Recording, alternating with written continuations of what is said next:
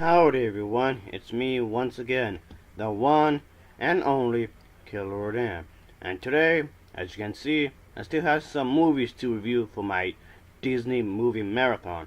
The one in particular I'm reviewing is the one titled My Favorite Martian. My Favorite Martian is a 1999 comic science fiction film that's based on the 1960s TV series of the same name. And, of course, as always, let's get into the story of this, shall we? My Favorite Martian opens on Mars, showing the last moments of Mars Revolver's mission as the Revolver prepares to sample Martian rock. It kicks the bucket pretty much. The mission controllers congratulate themselves on a particular special successful mission, while back on Mars, the scene pans up from the dead rover to show that there was this huge undiscovered Martian city. Then we see that there's a spaceship which is seen quickly rocketing from the city and going into outer space. Then we see the news reporter, and we see the character Tim, whom is fired for unwillingly to communicate with the boss's daughter. His side assistant, Lizzie, does attempt to comfort him, but it's apparent that she has a secret crush on him. A while later, Tim witnesses a small Martian craft crashing into a particular area, realizing that his chance to provide a good story. So because of that, he wants to do something about it. And the film really kicks off right here. The Martian and our main character, they start with like a relationship, a friendship I should say. Yeah, this is quite an old Disney film that they made a while back, and I do mean a while back. And so yeah folks, it's not exactly my favorite Disney film. I mean, yeah, I do own this film on DVD, but I just have it just to maybe watch it from time to time, I guess. But to be completely and utterly honest with you folks, I thought My Favorite Martian was just mediocre. It's neither good or bad, just white smack right in the middle of it. So yeah, I don't hate the movie really. I just thought it was just okay. Just very, very okay. I like the outfit of the character, of the Martian. It looks pretty cool. And yeah, okay, it is a generic design, but still kind of like it, I guess. And it does attempt to have some comedic moments. And yeah, it does have some good moments. There's some moments in this film that I actually did like in particular. And you can tell that trying to build like some sort of relationship between them two, have some sort of bond, some friendship, I guess. Which in some ways, I guess it works, but then at the same time, it doesn't. But you can really see that there's been effort in here, folks. Oh yeah. And oh yeah, the suit itself can actually have character. It speaks. So yeah, I guess that's kind of cool, I guess. It brings in some comedic moments, and the main character, I guess you can say he's trying to improve his life and just make the most out of it, even though at times it can get rather hectic. It just get really crazy, I guess, folks. Oh yeah. I guess it could be funny when there's lots of crazy stuff going on. And then we get to see this one actress. She plays a character in here, folks, of course. And yeah, and she will play a pretty decent role in the overall story. And yeah, her character will play in here for a bit, folks. Oh yeah. And there's some stuff in here that makes me want to raise my eyebrow. Like this scene, for example. Yeah, this isn't a family movie, yet Wonder Woman gets criticized for showing too much skin and saying that's too sexual. What? That don't make no sense. Also, in this family movie, this character has a gun, and yeah, something's gonna definitely happen. Yet, the Godzilla films get criticized for being really, really violent, and so what? I don't get it. What? That don't make no sense. And also, it's okay for this character to act in a particular way, and everybody's okay with that. Yet, Power Girl gets criticized for being overly sexual, and what? That don't don't make no sense. Oh yeah, I thought this was just an average movie, I guess you can say, folks.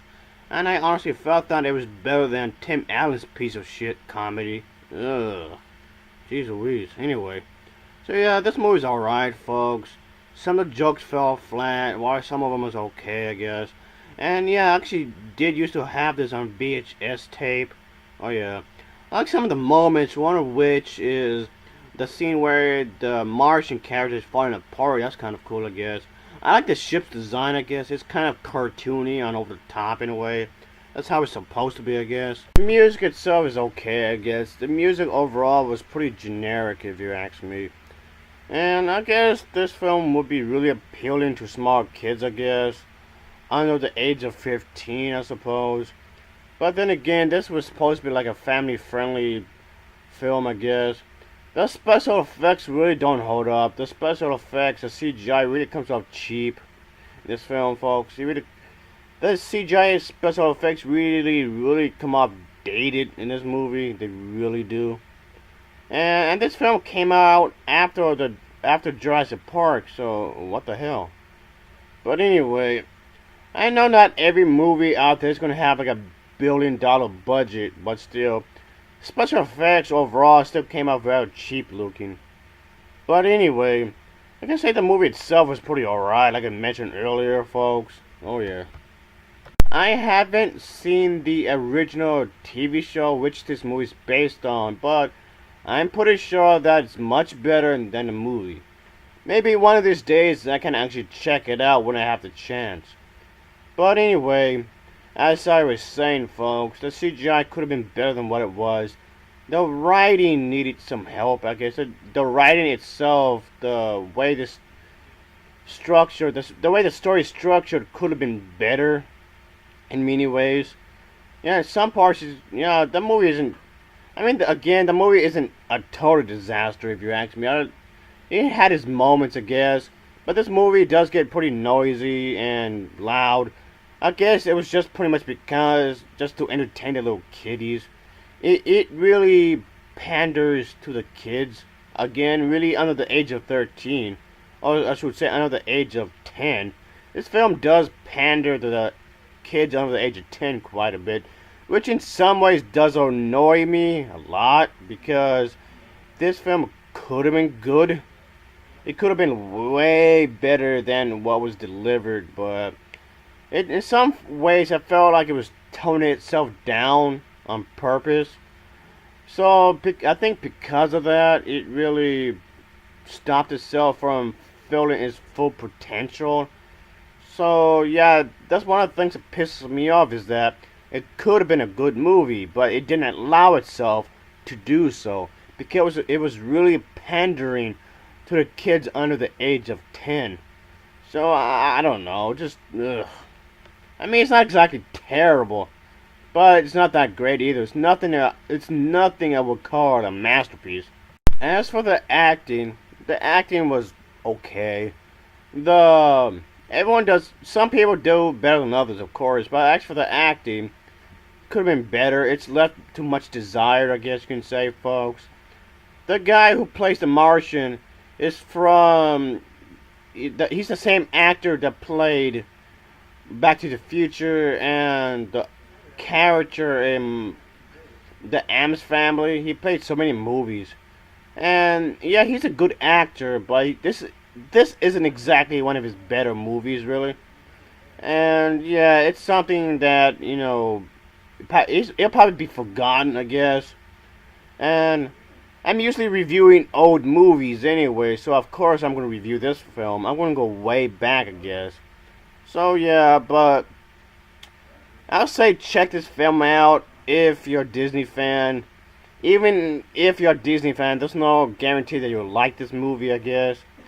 But I thought it was okay, folks. Like I mentioned, it was alright, I guess. It's not the worst I've seen, that's for damn sure. It's not exactly the worst I've seen, but neither the best.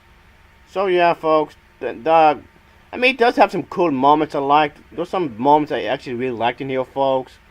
But many of the jokes do fall flat on its face, so it's not that great of a movie.